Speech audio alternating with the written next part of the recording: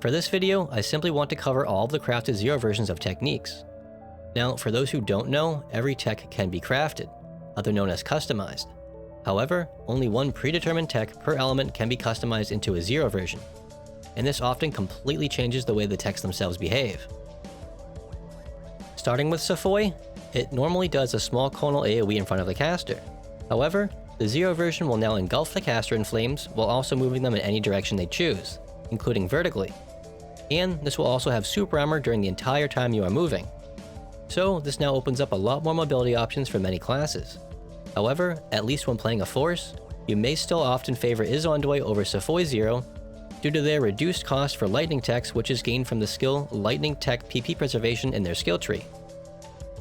On top of that, Zonde can travel through enemies, whereas Safoy Zero will stop as soon as it comes in contact with something.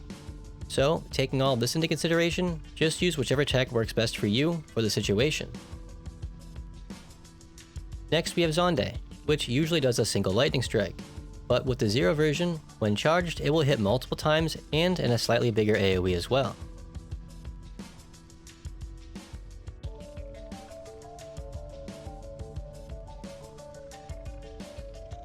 Moving on to Nabarda, its Zero version is quite interesting, as it's now a block.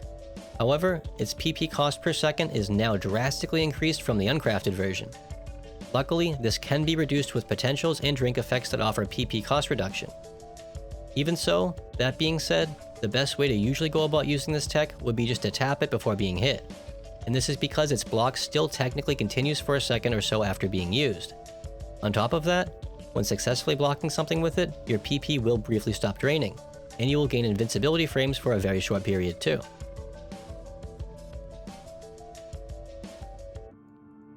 Next up is Nasan, and normally it just does a close range blast of air.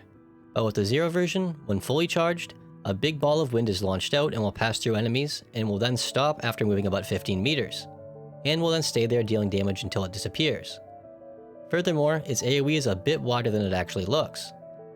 Lastly, if aimed at a wall or some types of terrain, it will stop moving. Then there's Gigrants, which can normally be charged to have a few blades of light spin around you to deal damage. But with Gigrants Zero, this can no longer be charged. But instead, it can be held to continuously deal damage at the cost of about 10 PP per second. To top it all off, once letting go of this Zero tech, it will conclude with one final big hit that can also knock down.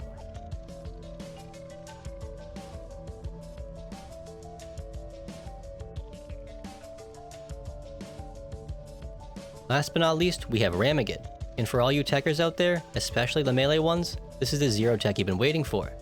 As with Ramagid Zero, when fully charged, you can summon 5 dark orbs that will surround you to deal continuous dark damage for their duration, which is about 20 seconds.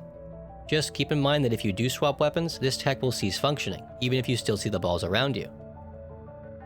And that's about it for the Zero versions of techs. I will, however, also be making a video per element showing every customization each tech can get, and how it changes them. And for those who are interested in the Zero versions of PAs, I actually show all of them in my weapon PA videos. But in those videos, I simply refer to them as the crafted versions of those PAs. Anyways, I hope everyone enjoys the Zero techs. Take care.